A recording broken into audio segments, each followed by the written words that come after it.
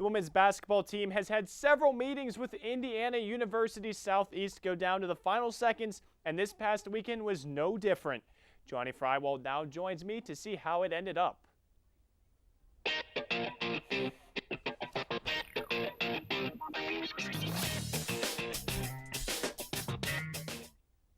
The Pioneers took on visiting Indiana University's Southeast Grenadiers in a very special game this week. The fans came out not only in support of the Pioneers, but also in support of cancer patients and their families in this annual cancer awareness game. The Center for Disease Control and Prevention says about 8 million people die of cancer worldwide each year. Former Point Park Pioneer Maeve Gallagher's mother, Nancy Gallagher, was one of them. The former honorary coach of the team lost her battle with cancer back in November. This year, the Women's Cancer Awareness Game was played in memory of her. Gallagher came back to be an honorary coach just as her mother before her. It shows all that my mother stood for because even though I graduated, we're still a family, and they showed that today, and all of Point Park showed that by coming out, and that's what my mom was all about. She was all about family.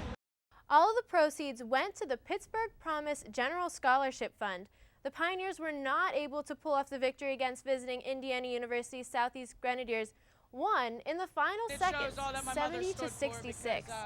Though the girls only had one game this week, it was a memorable one, and exciting one at that. The score was extremely close. As it began, the Pioneers pulled ahead by a 13-point lead in the first period. The girls lost that lead in the second period as Heather Wheat for IU Southeast scored 2 free throws in a row. The game was back and forth again, but IU Southeast came out on top. This loss is the third loss for the Pioneers during the 2013-2014 season. Looking ahead, there are only 4 more games left in the regular season play. In the upcoming week, the Pioneers will take on Asbury and Carlow. Both of these games will be on the road. Now, Chris, even though a lot of these girls are freshmen, you can clearly see how much they have grown together as a team and as a family. Johnny, that's an absolute truth right there. This team's a real family. You see it off the court. You see it on the court. How much do you really think that helps this team? You mentioned they're 20-3 on the season. When you have the bond of a family, you really have to think that helps this team propel them to the level they are. It has to help them so much, Chris, especially since so many of them are freshmen. They're bonded so closely now that you can only wait to see what they do in the next 4 years. And now, Johnny, as they finish up their season, you got to look at this team. They have a couple more conference games. They got a tough one in Carlow, and then they move on to the KIAC tournament. What do you see this team doing in the next couple weeks? You know, I really hope to see them go pretty far. They've come so far this season. Again, those freshmen, that's such a big factor in this play. They're so young that even if they don't go the whole way, they've got 4 more years to take it to the championship. And that's exactly it, Johnny. You mentioned this team is young. They've got plenty of talent for the future.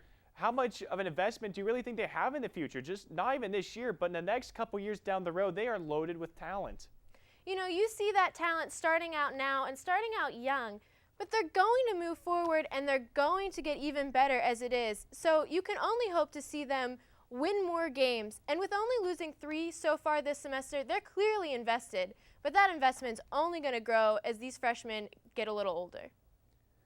All right, thanks, Johnny. The women's basketball team really being a great story there. They've really come a long way, but in national news, we got a lot of exciting stories this week.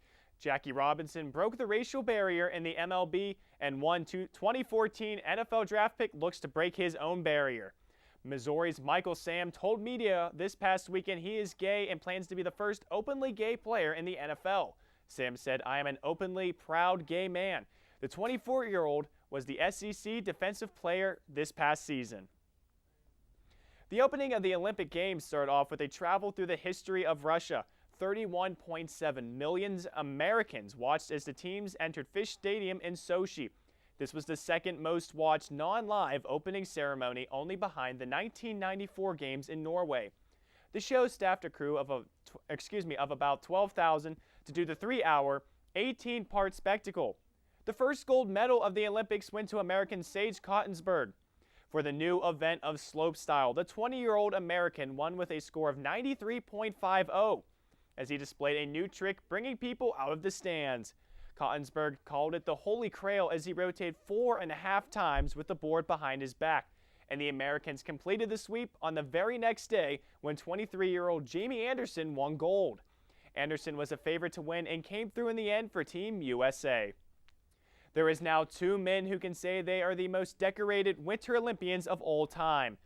Norway's Ole Einar Boyendalen won gold in the men's biathlon in his 6th Olympic Games, capturing his 12th medal.